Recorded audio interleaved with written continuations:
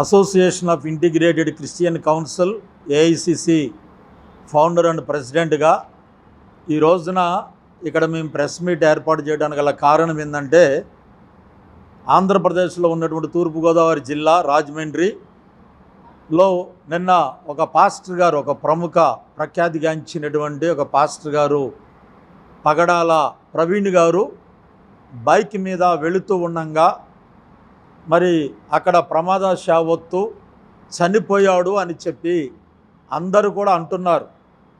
అక్కడ చనిపోయినట్లుగా ఆధారాలు ఏమీ కూడా లేవు. ప్రమాదం జరిగినట్టుగా ఆధారాలు ఏమి లేవు.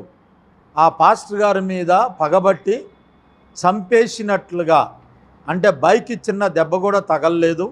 రెండవదిగా బైక్ ఈడ్చుకుపోయినటువంటి సందర్భాలు కూడా ఎక్కడ ఆనవాళ్ళు అయితే లేదు. అయితే ఆయన కావాలని చెప్పేసి ఆయన అక్కడ హత్య చేసినట్లుగా మేమైతే భావిస్తున్నాము, అనుమానిస్తున్నాం. అయితే ఇప్పుడున్నటువంటి ప్రభుత్వము క్రైస్తవుల మీద కక్షగట్టి మందిరాల విషయంలో కావచ్చు, పాస్టర్స్ విషయంలో కావచ్చు, ఎంక్వైరీలు అనేటువంటి పేరుతో కావచ్చు, మా మీద ఎక్కువగా దాడులు చేసి సనాతన ధర్మము, హిందూ ధర్మం అనేటువంటి కాన్సెప్ట్ తోటి క్రిస్టియానిటీని అణగద్రొక్కాలనేటువంటి ప్రయత్నం అయితే బలంగా జరుగుతుంది అనడంలో ఏమాత్రం కూడా సందేహం లేదు. కనుక నిన్న ఒక ప్రముఖ టీవీ ఛానల్లో మంచి బోధకుడైనటువంటి పగడాల ప్రవీణ్ గారిని మరి చంపేసినట్లుగా మేమైతే పూర్తిగా అనుమానిస్తున్నాం. ఈ సందర్భంగా రెండు తెలుగు రాష్ట్రాల్లో ఉన్నటువంటి ప్రముఖులు, దైవజనులు, పాస్టర్స్, క్రైస్తవ నాయకులు అందరూ కూడా రాజమండ్రి చేరుకొని తమ యొక్క ఆవేదనను వ్యక్తం చేస్తున్నారు. ఇక్కడ జరిగినటువంటి సిచ్యువేషన్కి, రాజమండ్రిలో జరిగినటువంటి ఆ పాస్టర్ గారు చనిపోయినటువంటి సిచ్యువేషన్కి పూర్తి బాధ్యత ఇప్పుడు చంద్రబాబు గవర్నమెంటే, కూటమి గవర్నమెంటే వహించాలి అని పూర్తిగా మనవి చేస్తున్నాను. ఇంకా ఇలాంటి అరాచకాలు, ఇప్పుడు ఈ పాస్టర్ గారిని చంపేస్తాము అని బెదిరింపు కాల్స్ కూడా వచ్చాయని, రెండవదిగా ఆ పాస్టర్ గారే తానే స్వయంగా సోషల్ మీడియాలో నన్ను చంపేస్తామని చెప్పి ఆయనే స్వయంగా కొన్ని రోజుల క్రితమే, అతి కొద్ది రోజుల క్రితమే, 3-4 వారాల క్రితమే ఆయనకి ఫోన్ కాల్స్ వచ్చినట్టుగా ఆయన తన సోషల్ మీడియాలో కూడా చెప్పడం జరిగింది. దానికి ఆధారాలు కూడా ఎన్నో ఉన్నాయి. మరి ఇలాగ ఎందుకు చంపేస్తున్నారు? క్రైస్తవులమైనటువంటి మేము ఎంతోమందికి మేలు చేస్తున్నాము. ఆర్పణ హోమ్ కావచ్చు, లేకపోతే ఏజ్డ్ వృద్ధుల ఆశ్రమం కావచ్చు, కుష్ఠవ్యాధులు కావచ్చు, హ్యాండిక్యాప్డ్స్ కావచ్చు, ఇవన్నీ కూడా జరుగుతున్నటువంటి మేలు చేస్తున్నటువంటి పరిస్థితులలో నాగరికత, విద్య, వైద్యము ఇవన్నీ కూడా క్రైస్తవుల ద్వారా భారతదేశానికి ఎంతో మేలు చేస్తున్నటువంటి మా మీద ఎందుకు కక్ష కట్టారు? మత మార్పుడులనేటువంటి పేరుతోటి మా మీద ఎందుకు దాడులు చేస్తున్నారు? నేను ఒక జాతీయ నాయకుడుగా, నా పేరు గేరా హానోక్, నేను ప్రశ్నిస్తూ ఉన్నాను. ఇప్పుడు మేము చేసినటువంటి తప్పేంటి?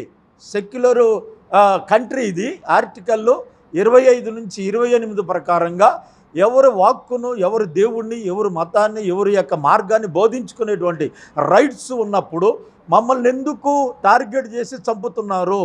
అంటే ఇప్పుడు క్రైస్తవులు లేకుండా చేయాలి అని కొంతమంది శబ్దం పొందుకున్నారు బహిరంగంగా, బాహాటంగా సోషల్ మీడియాలో వీళ్ళందరూ కూడా మాట్లాడుతున్నారు. అంటే ఏంటి మీ ధైర్యం ఏంటి? అంటే ప్రజలకు మేలు చేసేటువంటి, సమాజానికి మేలు చేసేటువంటి మా మీద మీరు దాడులు చేస్తున్నారా? కనుక కూటమి గవర్నమెంటు ఈ యొక్క మరణానికి పూర్తిగా మేము అనుమానిస్తున్నాం. ఒకవేళ ఇంతవరకు కూడా శవ పంచనం అయిపోయింది, రెండవదిగా పోస్ట్ మార్టం కూడా అయిపోయింది, రిపోర్ట్లు ఇంకా రాలేదు. ఒకవేళ అది కనుక తెలిస్తే కనుక దీనికి పూర్తి బాధ్యత కూటమి గవర్నమెంట్ వహించాలని, ఇక ముందు ఇలాంటి పరిస్థితులు రాకుండా ఇప్పుడు గవర్నమెంట్ దీనికి బాధ్యత తీసుకోవాలని ఒక నేషనల్ ప్రెసిడెంట్గా నేను ప్రభుత్వాన్ని డిమాండ్ చేస్తున్నాను. నా పేరు Gera Hanok, AICC Christian council national founder and president. Madrala Kamalakar Rao అండి. నేను ఏఐసిసి, నా పేరు మద్రాల కమలాకర్ రావు. నేను ఏఐసిసి పొలిటికల్ వింగ్ రాష్ట్ర అధ్యక్షుడిగా మరి ఈ సంస్థలో పనిచేస్తూ ఉన్నాను. ముఖ్యమైన విషయం ఏంటంటే, నిన్న జరిగినటువంటి సంఘటన చాలా బాధాకరం. ఫస్ట్ ప్రవీణ్ పగడాల గారి ఆకస్మిక మరియు అనుమానాస్పద మృతిని యావత్ క్రైస్తవ లోకం ఖండిస్తుంది. నిన్న రాజమండ్రి వెళుతుండగా పాస్టర్ ప్రవీణ్ గారు 2 వీలర్ మీద వెళ్తుండగా అది యాక్సిడెంట్ జరిగిందని, ఆయన మరణాన్ని అనేక విధాలుగా చిత్రీకరిస్తున్నారు. అది మేము పూర్తిగా ఖండిస్తున్నాం. ఇందాక నేషనల్ డైరెక్టర్ గారు గారా హానక్ గారు చెప్పినట్టు, మరి అనేక మాధ్యమాల్లో ఆయన డిబేట్లకు వెళ్తున్న పరిణామంలో క్రైస్తవులు అనుగదొక్కే విధంలో అతనికి బెదిరింపు కాల్స్ వచ్చినాయి. ఆయన మాధ్యమాల్లో చెప్పారు, నా తలకాయ తీసేస్తాను అన్నారనేటువంటిది స్పష్టంగా మీడియాలో ఆయన తెలిపారు. ఆ అనుమానం కూడా వారికి కానీ వారి కుటుంబ సభ్యులకు కానీ అందరికి కూడా ఈ అనుమానం ఉన్నప్పటికీ కూడా జరిగినటువంటి పరిణామాన్ని యాక్సిడెంట్గా చిత్రీకరిస్తూ మరి ఈ ప్రభుత్వం దాటవేస్తూ ఉంది. నేను ఏఐసిసి పొలిటికల్ వింగ్గా ఒకటే ఖండిస్తున్నాను.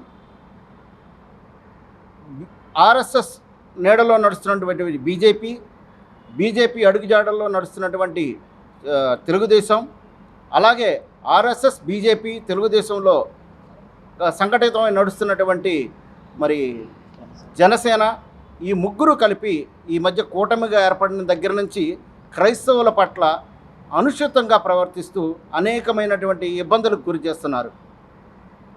క్రైస్తవులుగా ఉన్నటువంటి మేము సౌమ్యంగా, శాంతియుతంగా మేము ఏదైనా కార్యక్రమాలు చేస్తూ ఉంటాం.